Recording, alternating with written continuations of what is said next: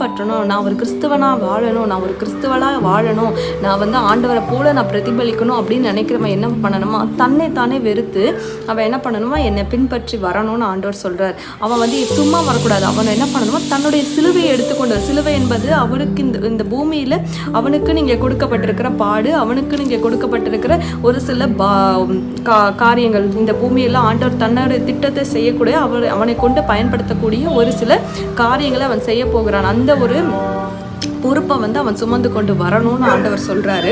அது மாத்திரம் இல்லை, இந்த காரியத்தை வந்து நிறைய பேர் என்ன பண்ணுவாங்க, ரொம்ப அலட்சியமாக இருப்பாங்க. கிறிஸ்துவன் சொல்லுவாங்க, ஆனால் என்ன பண்ண மாட்டாங்க, தெருவில் நின்று உபதேசம் பண்ண மாட்டாங்க. தான் வீட்டு பக்கத்தில் இருக்கவங்க கிட்ட கூட என்ன பண்ண மாட்டாங்க, சுவிசேஷத்தை சொல்ல மாட்டாங்க.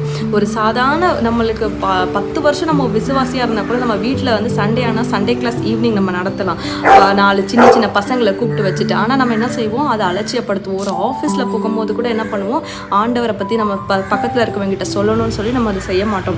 அதுதான் இங்கே வசனத்தில் சொல்லுது, 25வது வசனத்தை, தன் ஜீவனை ரட்சிக்க விரும்புகிறவன் இதை இழந்து போவான். எதை இழந்து போவான்னா, ஆண்டவர் கொடுத்திருக்கிற அந்த பரலோக ராஜ்யத்தின் திறவுக்குள்ளே அவன் இழந்து போகிறான்.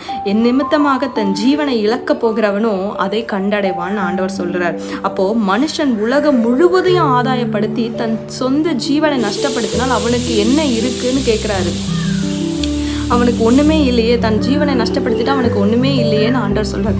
அப்போது தன்னுடைய ஜீவனை வந்து நம்ம என்ன படுத்தக்கூடாது, நஷ்டப்படுத்தக்கூடாது. இந்த உலக பிரகாரமான காரியங்களுக்கு நம்ம ஈடுபாடு கொடுக்கறத விட நம்ம ஆண்டவருக்குள்ளே இருக்கிற கிரியைகளை நம்மளுக்குள்ளே இருக்கா, ஆண்டவருக்கு பிரதிபலிக்கிற ஆவியின் கிரியைகள், கனிகள் நம்மளுக்குள்ளே இருக்கான்னு நம்மளே ஆராய்ந்து பார்க்கணும்.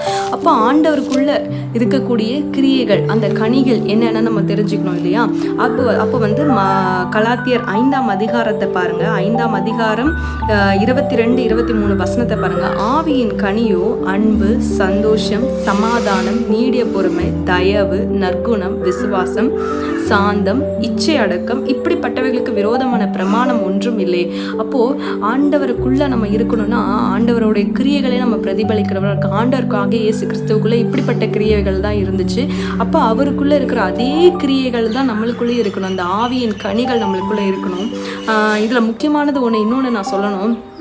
எப்படி ஆண்டவர் வந்து வீண் புகழ்ச்சி இருக்கக்கூடாது. உன்னை வெறுத்து நீ எப்படி பிறனை வந்து உன்னை வெறுத்து நீ வந்து எப்படி என் சிலுவை பின்பற்றுவான்னு ஆண்டவர் சொல்கிறாரோ, அதே போல தான் நீ உன்னை வெறுத்து என்ன பண்ணணுமா, மற்றவனை நேசிக்கணுமா.